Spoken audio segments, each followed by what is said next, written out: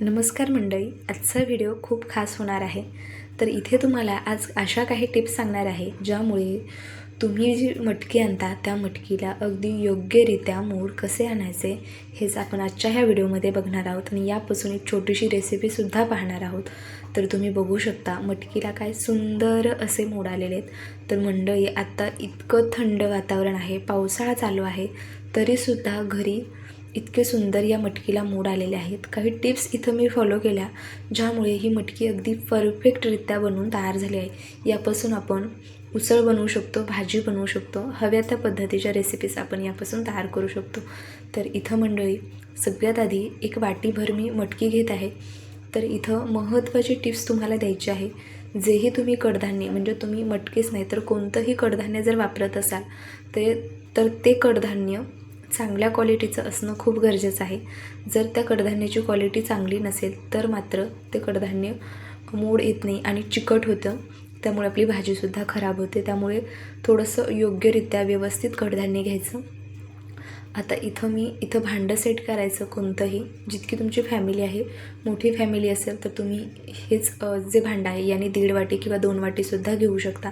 पण मंडळी, हे जो एक पेला तुम्हाला दिसत आहे याच पेल्याने मी इथं मटकी मोजून घेतलेली. एवढ्या मटकीमध्ये तुम्ही 4 भाज्या बनवू शकता बरं का मंडळी.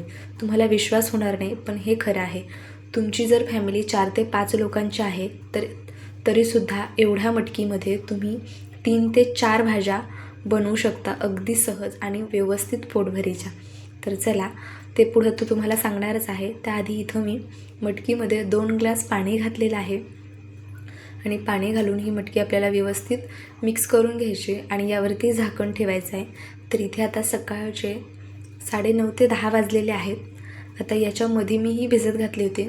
तर तुम्ही बघू शकता अगदी दिवसभरामध्ये व्यवस्थित ही मटकी भिजलेली आहे. तुम्ही रात्रीच्या वेळेससुद्धा भिजत घालू शकता, पण इथं मी दिवसा भिजत घातली होती, म्हणजे सकाळच्या वेळेस भिजत घातली होती. तर बघा, संध्याकाळचे अगदी 7 ते 8 वाजलेले आहेत. त्यानंतर ही मी मटकी पाण्यामधून उपसून घेतली, म्हणजे जे पाणी आपण भिजत घातलं होतं त्या पाण्यामधून काढून घेतली. 2 ते 3 पाण्याने स्वच्छ धुतली. मटकी स्वच्छ धुणं खूप गरजेचं आहे, का तर मटकीमध्ये थोडासा आंबटपणा असतो, ज्यामुळे ही मटकी नंतर चिकट होऊ शकते. त्यामुळे मटकी व्यवस्थित धुवायची आणि शक्यता गावरान मटकी जी असते ती वापरायची. जी मोठी मटकी असते ती अजिबात वापरायची नाही, ती खूप लवकर चिकट होते किंवा त्याची भाजी पचायला थोडीशी जड असते. त्यानंतर चाळणीमध्ये ही मटकी व्यवस्थित मी निथळून घेतली. आता पावसाळा चालू आहे, त्यामुळे कडधान्यांना मोड येत नाही. आणि तुम्ही जर नेहमी कपड्यामध्ये बांधून जर मटकीला मोडत आणत असाल ना, तर ती पद्धत आजच सोडून द्या. त्यापेक्षाही जबरदस्त पद्धत इथे तुम्हाला मी सांगितलेली आहे. एक कढई घ्यायची आणि कढईमध्ये असं खोलगट कोणतंही भांडं, कढईच नाही, कोणतंही खोलगट भांडं घ्यायचं आणि त्यामध्ये अशी चाळणी आहे, अशा चाळणीमध्ये ही मटकी ठेवायची आणि त्यावर असं घट्ट झाकण ठेवायचं. आणि महत्त्वाची टिप्स तुम्हाला आत्ता सांगते. आता थंड वातावरण आहे, उन्हाळ्यामध्ये तुम्ही कुठेही ठेवलं तरीसुद्धा चालणार आहे, पण आता इतकं थंड वातावरण आहे, घरामध्ये प्रत्येक कोनाकोपरा हा थंडच आहे.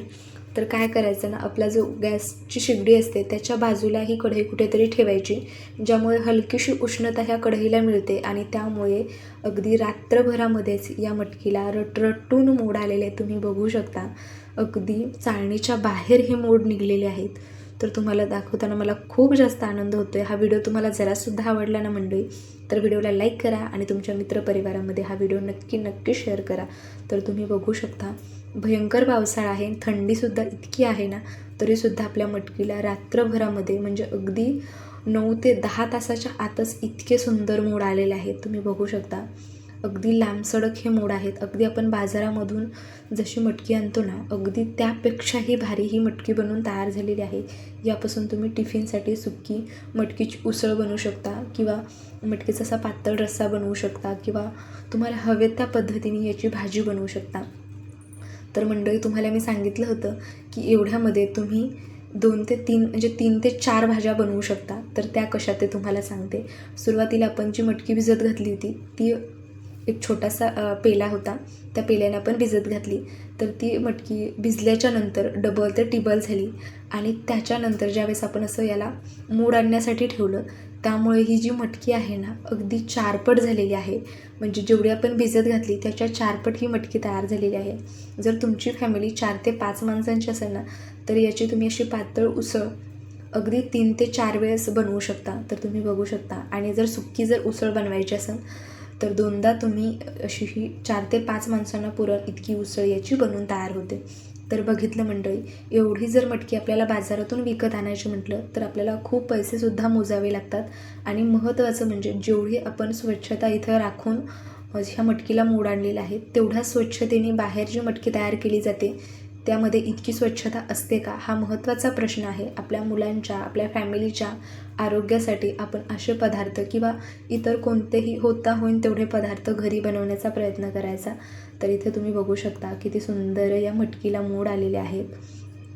तर याच पद्धतीने तुम्ही इतर कोणत्याही कडधान्यांना मोड आणू शकता. तर हे बघा, अशा पद्धतीने आता ही मटकी अगदी आपली परफेक्ट तयार झालेली. तुम्ही फ्रीजमध्ये अगदी आठवडाभर स्टोअर करून ठेवू शकता. हवाबंद डब्यामध्ये ठेवायचं म्हणजे याचे जे मूड आहेत ते सुकत नाही, व्यवस्थित टवटवीत राहतात. तर चला, यापासून तुम्हाला छोटीशी उसळसुद्धा बनवून दाखवते. अगदी झटपट आणि डब्यासाठी म्हणाल ना तर चमचमीत बनवून तयार होते.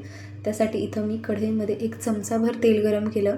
त्यामध्ये 2 ते 3 लसणाच्या पाकळ्या अशा ठेचून घातलेल्या आहेत, ज्यामुळे उसळीला चव खूप छान येते. त्यानंतर मध्यम आकाराचा कांदासुद्धा बारीक चिरून यामध्ये घातलेला आहे. 1 हिरवी मिरची घातलेली आहे.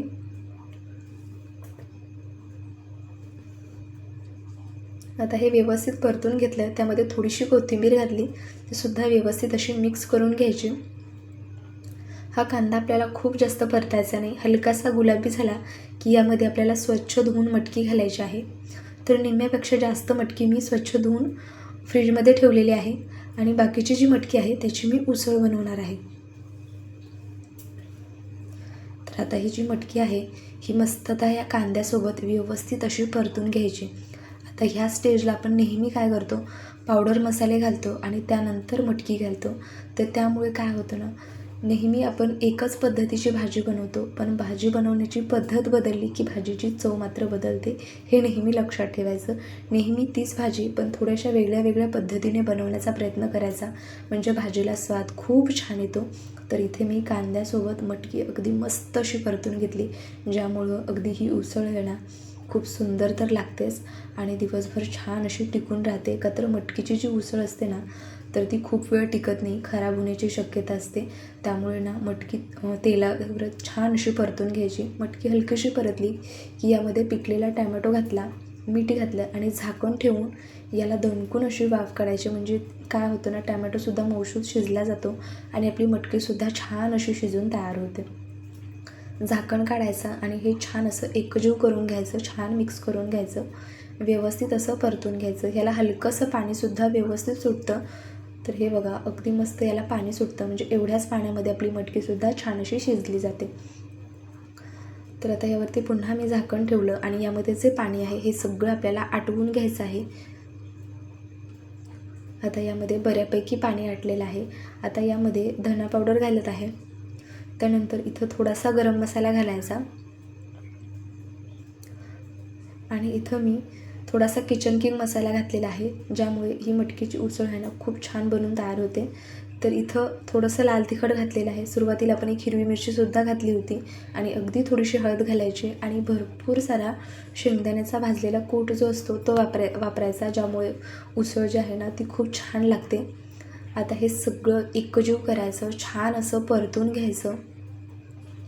अगदी लहानांपासून मोठ्यांच्या कोणाच्याही टिफिनला तुम्ही ही भाजी देऊ शकता. अगदी चमचमीत आणि मस्त अशी ही उसळ आपली इथे तयार आहे. तर माझ्या घरामध्ये तर ही उसळ सगळ्यांनाच आवडते, म्हणजे लहानांपासून मोठ्यांना सगळ्यांनाच आवडते ही उसळ. तर तुम्ही बघू शकता अगदी चमचमीत ही उसळ बनवून तयार झालेली आहे. ही उसळ बनवण्यासाठी आपण थेंबरही पाण्याचा वापर केला नाही, अगदी चमचमीत ही उसळ बनवून तयार झाली. तर मंडळी, रेसिपी कशी वाटली ते सुद्धा कमेंट करून सांगा आणि मटकीला मोड आणण्याची पद्धत तुम्हाला कशी वाटली ती सुद्धा मला कमेंट करून नक्की सांगा. वेळात वेळ काढून तुम्ही संपूर्ण रेसिपी पाहिली त्याबद्दल खूप खूप आभारी आहे मंडळी. Bye bye.